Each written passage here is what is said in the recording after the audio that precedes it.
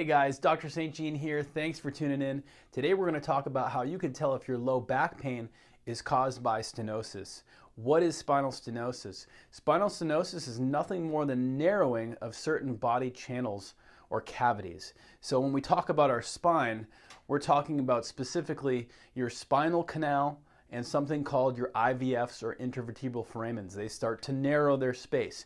Your spinal canal is obviously in your vertebral column inside here where your spinal cord travels. So you can imagine narrowing in your spinal canal would be a problem because it could press onto the spinal cord. The narrowing of IVFs or intervertebral foramens are just these little holes here in the side of your spine where spinal nerves come out. They're right on the side of your spinal column. So when we're talking about low back pain, they're right down here where these nerves come out. Okay, that's a problem because these spinal nerves innervate things like your arms, your upper extremity, your lower extremity, certain organs, etc. So you could imagine if we're having narrowing of those spaces, eventually when there's enough narrowing, it's going to irritate these nerves or it's going to irritate the actual spinal cord and it's going to cause some pain and of course some symptoms that are hallmark of spinal stenosis. Now, spinal stenosis tends to hit the older generation or older population rather. I'd say about 50 and up. We see that consistently in the clinic, 50 years old and up, and we see it in the research as well. There's, of course, exceptions. I've seen younger folks come in here with spinal stenosis. So it doesn't mean just because it's a statistic that has to happen that if you're not 50 that you can't get it. This can definitely hit you. There's a bunch of different potential causes of spinal stenosis. The most common one is definitely arthritis, so some form of arthritis. And really what's happening here is when, as you remember with this model here, you can see that there's tons of different bones stacking up on one another inside your spine, right? So this is your entire spinal cord, and all the bones are stacking up on one another, and they're kind of connecting at different spots throughout the bone, right? And where a bone meets another bone is called a joint. And there should be some cushioning between those joints. The cushioning is cartilage, and when that cartilage starts to break down, like it does in arthritis, the bones become closer together, where eventually they start to directly contact one another. And as those bones contact one another and they rub, then new bone starts to form and grow in areas that it was never supposed to. And that's essentially what arthritis is. Of course, there's a variety of different things that happen outside of just that, but that should give you a visual to understand how arthritis could cause narrowing of certain cavities like the spinal canal or the IVFs on the side. Another really common cause would be disc herniations. Not as common as the arthritis, but pretty common. A disc herniation can cause spinal stenosis. Space-occupying lesions, definitely not as common. Things like tumors, but they can be there. A tumor is a growth of tissue, an abnormal growth of tissue. And if it's growing in one of these cavities, it can start to narrow the available space within that cavity. And then, of course, another one that a lot of people forget about is Paget's disease. And basically all that is the bones start getting really, really, really big and very, very brittle. And you could imagine if the bones are getting too big, then the spaces that are supposed to be there when the bones aren't big are going to be narrowed, right? So that's not good as well. Some of the symptoms that you might experience if you're watching this and you have spinal stenosis would be, one of them would be low back pain, right? You definitely experience some low back pain around the stenotic area.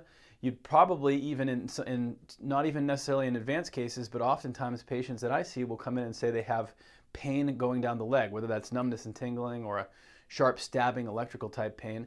Usually they experience those shooting pains down the leg or the buttock and the thigh and so on and so forth. And typically what I see with my patients is they experience it more so when they're walking, especially when they're walking for too long. They'll say, you know, after a couple minutes, doc, I'm walking around and all of a sudden I get these shooting pains and the back pain starts getting worse, and that's a very hallmark sign of spinal stenosis. The other big sign or symptom of spinal stenosis would be that the patient experiences relief when they're leaning forward or when they're seated. So that's really important because there's other causes of low back pain where sitting and leaning forward would actually aggravate the pain. Where in this case, when we talk about spinal stenosis, sitting is usually relieving and so isn't leaning forward. And we see a lot of stenotic patients say, you know, the only time I can walk is when I'm at the grocery store. And the reason for that is because they're leaning on their cart. They're leaning forward on their cart, and that's providing some relief. So very important. Those are the symptoms. and some of the signs of spinal stenosis. Now, treatment really just depends. It depends on the degree of narrowing going on in the canal or the IVF. So how much narrowing is taking place, and then also the levels of pain and the symptomatology. Now, there are patients that come in here and we have to refer them for surgery.